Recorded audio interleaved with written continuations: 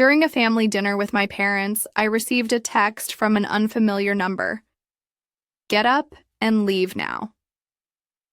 Don't say anything to your parents. I chose to obey the message, and that's how I found out the truth. The very next day, the police were knocking on their front door. What's strange is how completely ordinary everything felt right before it unraveled. I hadn't expected hugs, warmth, or anything emotional, but I definitely wasn't prepared for what actually unfolded. Something that in retrospect feels like the most dangerous kind of trap. When life appears normal, you let your guard down. That's when it catches you off guard. I walked inside and my mom immediately called out from the kitchen, "We're just about to eat. Come on in. Come in." It was as if I had arrived late to some cheerful gathering. My dad rose from his seat when I entered the dining room a beat too slowly. Like he hesitated, unsure whether we were doing hugs now or sticking to polite nods. We nodded. Of course, my sister was already at the table, lazily scrolling through her phone with that perfected teenage disinterest she still carried. She glanced up just long enough to acknowledge me, then returned to her screen, offering the bare minimum attention required. That didn't bother me. I wasn't there to win anyone over. The table was neatly arranged. My seat had been pulled out for me. A glass waited at my place, filled with cranberry juice, just like always. Not spiked with any holiday flair, not cute or curated, just plain juice, the kind I used to enjoy. My mom gave me a smile that felt like part of a charade, as if we were pretending at closeness. "You still like cranberry, right?" she asked. I nodded. I hadn't touched the stuff in months, but now wasn't the time to open that discussion. We sat down. They served the meal. It was basic fare: chicken, potatoes, and some kind of green beans. My dad still pretended to enjoy, though we all knew better. The conversation remained breezy. "How's work?" "Still in the same apartment." "Traffic's been awful lately, huh?" I responded. I smiled. I even chuckled when my sister brought up a co-worker who got stuck in the revolving doors at her building. Not because it was funny, but because I knew how to play my part. The quiet one, the reliable one, the one who didn't stir the pot. Midway through my dad's familiar rant about road construction, my phone buzzed in my lap. Without much thought, I checked it beneath the table. The message was brief, no name attached. No emojis or casual punctuation, just sentences ending in firm periods, like someone desperately trying to sound calm. "Get up and leave now. Don't say anything to your parents." I stared at it, then read it again. The room moved on around me. My mom nodding along to whatever my dad was going on about. My sister chewing her food, all of it playing out like a normal family dinner. And yet, I was being told to leave, as though the house had suddenly turned into a danger zone. I didn't move, not right away. A dozen explanations flashed through my head. Maybe it was a prank, a misdial, a scam, or the setup for some social experiment I hadn't agreed to. But deep down, I knew it wasn't any of those. Somehow, I just knew. "I'll be right back," I said, sliding my chair back from the table. "Just need to use the bathroom." No one questioned it. No one even looked up. I took my phone and walked upstairs because the upstairs bathroom had a door that closed all the way and locked without jamming. And because if anyone was going to have a private conversation in this house, it wasn't going to happen on the first floor. I locked the door, sat down on the edge of the bathtub, and stared at the message again. Then I hit call. It rang once, then a voice. "You're still there? Who is this?" "It's Mark." Mark, my sister's boyfriend or ex-boyfriend. It was hard to keep up. What the hell is going on? His voice was low, tight, like he was standing somewhere he wasn't supposed to be. You need to leave. Just get up. Walk out. Don't drink anything. Just go. Don't drink the juice. My mouth was dry. I hadn't touched the juice. Not yet. Why? I can't. Just trust me, please. What is this? I asked. Why are you even... What's going on? He hesitated. Please, just get out of there. Not until you tell me why. He said something then. I didn't respond. I sat there for a while after the call ended, long enough to feel the cold from the bathroom tiles through my clothes. Long enough to know I had a choice, and I'd already made it. Quick note, this story is copyrighted by the YouTube channel Revenge with Claire. Reposting, revoicing, or tweaking it without permission is still copyright infringement. Thank you for respecting original creative work. Now back to the story. Being the older sister didn't come with a ceremony, just responsibility. Quiet, assumed, and endless. We were 3 years apart. When we were kids, our parents gave us $5 a week. I saved. Mine, she didn't. A few days in, she'd spent it all on gum or glitter pens or whatever elementary school's economy was built on. And then she'd look at me. That's when the grown-up stepped in. She doesn't have any left. You still do. Don't be selfish. That's how it started. Not a rule, just a pattern. If I saved, I was expected to share. If she overspent, I was expected to fix it.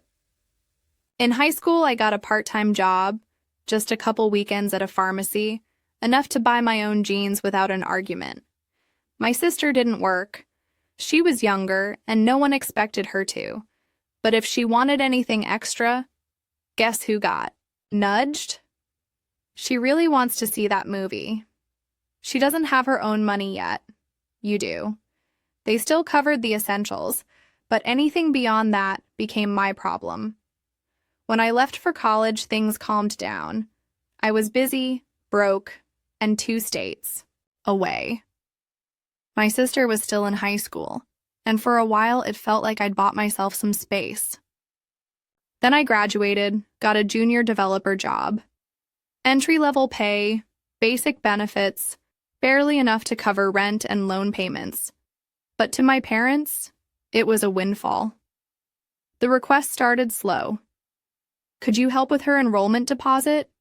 Books are so expensive these days. She's just really stressed. She just started college studying something vaguely finance-related. She didn't work, didn't budget, didn't ask me directly. That was always the pattern. She'd ask them, and they'd ask me. And at first, I said yes because I thought now that I was earning, helping would feel lighter. It didn't. The more I made, the more they wanted, and not once did it feel like mine. Then there was the alcohol. In my early 20s, I learned badly that my body doesn't handle it. Half a drink and I'm out. Once I blacked out from 2 sips of wine. Since then, nothing. Not even champagne at weddings. My family always knew. But truly accepting it was another matter. Come on, just a little. Don't be such a stick in the mud. It's not like you're allergic. I'd decline. They'd roll their eyes like I was being unreasonable. But it was never really about the drink. It was about how easily they dismissed me when it didn't suit them. A couple of years into my career, I landed a mid-level promotion. It wasn't groundbreaking, but it was a genuine step forward. I called my parents to share the news. My mom replied, "That's great. So, how much are you earning now?" Then came, "Do you think you could support your sister's semester abroad? She's so thrilled about it." No congratulations, just the same. Routine. Ask, expect, move on. So I stopped saying yes. There was no big speech about drawing boundaries. I just quietly stopped. No more just this once. No more treating my bank account like a communal pot. Maybe I'd still grab her a coffee, now and then. But the role of sponsor retired. And then came the silence.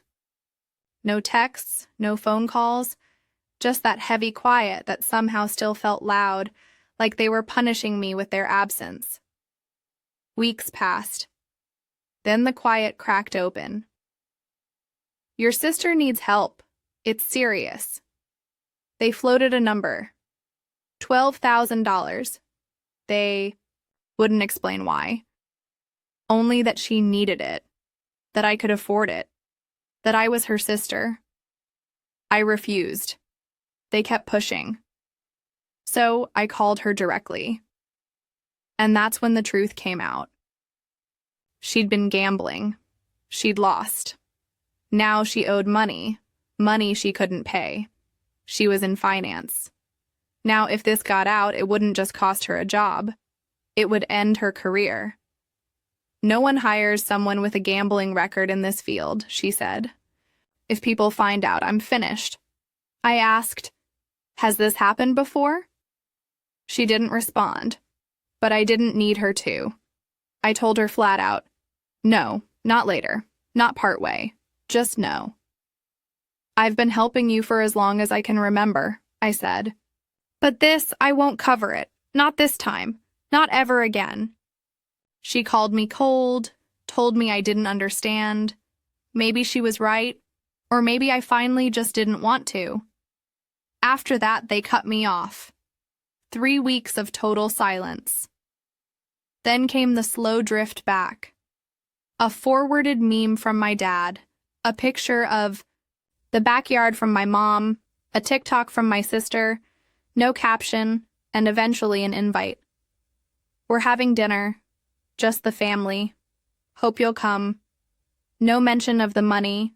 No apologies. Just dinner.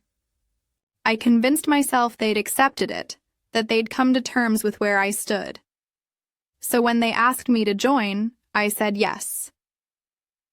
But something about Mark felt off. His voice was subdued, almost emotionless, but there was tension buried underneath.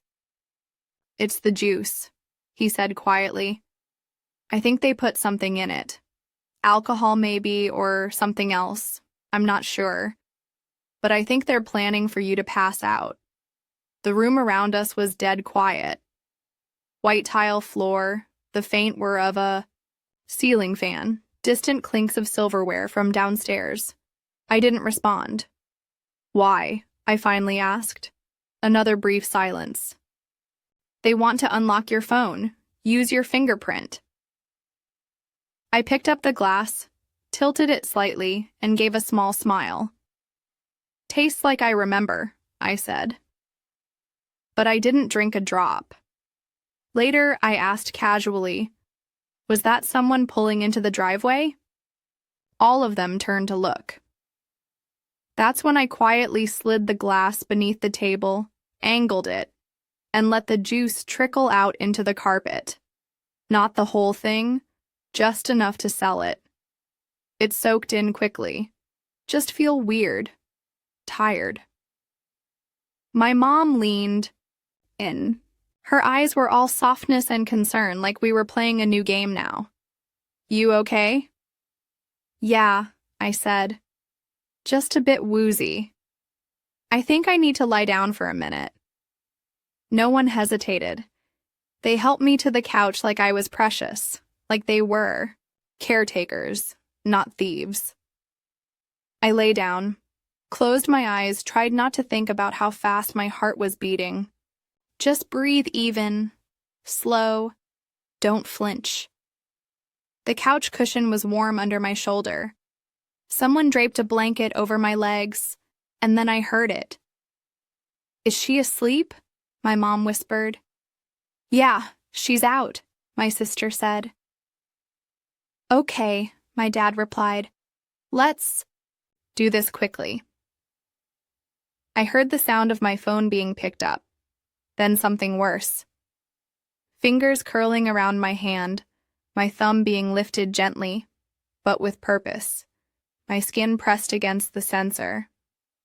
A pause, then a faint vibration, unlocked. There was something quietly horrific about it. The casual coordination, the fact that they didn't hesitate, they just did it. "Okay," my sister whispered. "We're in." More tapping. The sound of numbers being entered. "Routing number?" my dad said under his breath. "She has everything saved." "How much are we doing?" my mom asked. "Not all of it," my dad said.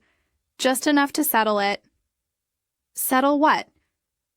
I kept my breathing steady. I kept my eyes closed. She won't even know. My mom said if it goes through clean, she'll just think she transferred it herself. "I told you." My sister said she always blacks out after a drink. We just needed her to sleep through it. There it was out loud, all three of them together. A tap, a pause. "It's asking for a code," my sister said. "Code," my mom said. "Two-step verification," my sister muttered. She changed it. My dad cursed under his breath, a soft, irritated sigh. "Try another app." Tapping. Still tapping. Same thing. Everything's locked. They sat in silence for a second. Then my mom said, "Just put the phone back." They did. No apologies, no second guessing, no hesitation. I waited, gave them space to sit down again, reassure themselves. Then I opened my eyes, sat up slowly, blinked like someone just waking from a shallow nap. "Sorry," I said. "Don't know what that was." Felt like I blacked out for a sec. They looked at me like they didn't know what I was. "You sure you're okay?" my dad asked. "Yeah," I said. "I think I just need some fresh air." I picked up my phone, held it like nothing had happened, like it hadn't just been turned against me. "Actually, I think I'm going to head home. I've got work early tomorrow." They nodded. No protest, no awkward offer to walk me out. Just a soft chorus of "Thanks for coming, get home safe, let us know when you're back," like we hadn't just crossed a line we couldn't come back from. At the door, we hugged like we always did. My mom, my dad, my sister, one after another. It wasn't planned. It just happened. Habit, tradition, reflex. And as soon as it started, something cracked. My mom's perfume, my dad's jacket, my sister's hand brushing my arm. Normal things, familiar things, and all of them poisoned. Now I felt it rise in my chest. This weight I didn't know how to carry. This is the last time, I thought. This is the last time I'm hugging them.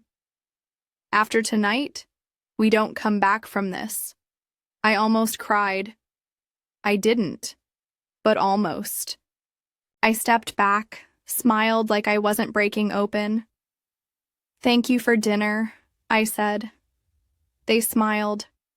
I opened the door and I left. I didn't tell them what I knew. I didn't ask what they put in the glass. I didn't say a word. But before I walked out of the bathroom that night, I did exactly what they never counted on. I didn't block them from getting into my phone. I made it easy. Left the fingerprint access right where they expected it. What I did change was my bank security. I added 2-factor authentication, not the easy kind, real verification, something they couldn't fake with my thumb. So when they tried to transfer money, the app would log the attempt, stop the transaction, and leave a trail. And then I set up the recording, not with some obvious red light or blinking dot. If they'd seen that, it wouldn't have worked. But I know how to run audio in the background. No notifications, no visible apps, nothing on the screen. That's the part they didn't get. I work in tech. I build systems for people who try to outsmart other people. And I knew exactly what they'd overlook. While they were unlocking my phone and trying to steal from me, they were recording themselves doing it, every word, every attempt, all of it. They thought I was unconscious. But the truth is, I was ahead of them before I even came back to the table. I drove to the police station like I was going to the grocery store. Not fast, not shaking, just steady. I parked, walked in, stood in line behind a guy asking about parking tickets. And then I told the woman behind the glass that I needed to report a crime. She asked what kind. They drugged me, I said, and tried to steal from me. I have the recording. She blinked. Do you know who did it? Yes, I said. My parents and my sister. That's when she stopped blinking.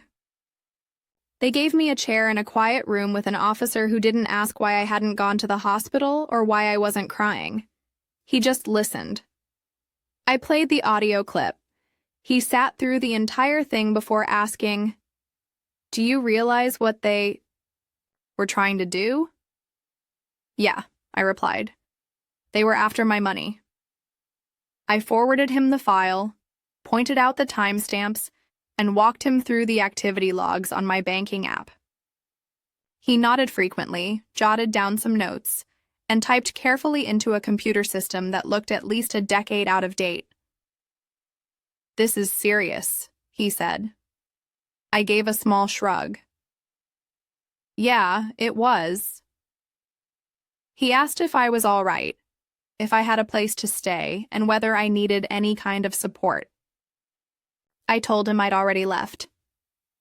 It was my first time ever filing a police report, but I didn't feel afraid. Not anymore. 2 days later, my phone buzzed nonstop. 3 messages and a voicemail all before noon. The first was from my mom. "Did you actually report your own family?" Then, "What is wrong with you?" I didn't respond. My sister left a voicemail. Her voice sounded tight, almost shaky. "It was just a mistake. You made it worse than it had to be." Next came a call from my dad. I let it go to voicemail as well.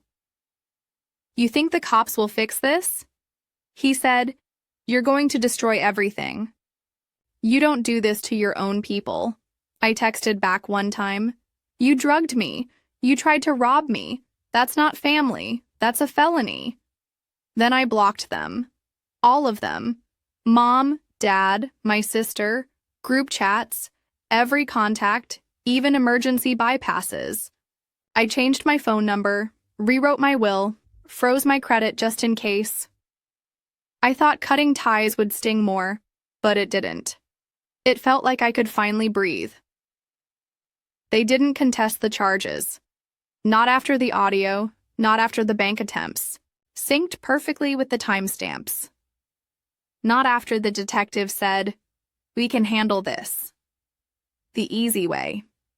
Attempted fraud, biometric misuse, conspiracy, administering a substance without consent. All 3 of them together. The recording said everything I didn't have to. They got probation, 1 year, fines, community service, no contact order, no prison time. But the stain remained. I never reached out, never asked how things ended. But word finds you eventually. A cousin on my dad's side mentioned they'd sold the house. Debt, legal fees, trying to salvage whatever was left. No one in the family reacted, just silence. As for my sister, I saw her once by chance at a grocery store across town. She didn't notice me. Or maybe she did, and just kept facing the shelf, like it held all the answers.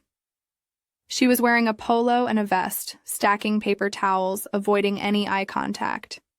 Guess finance wasn't the right fit after all. I said nothing, just paid for my pasta and walked out.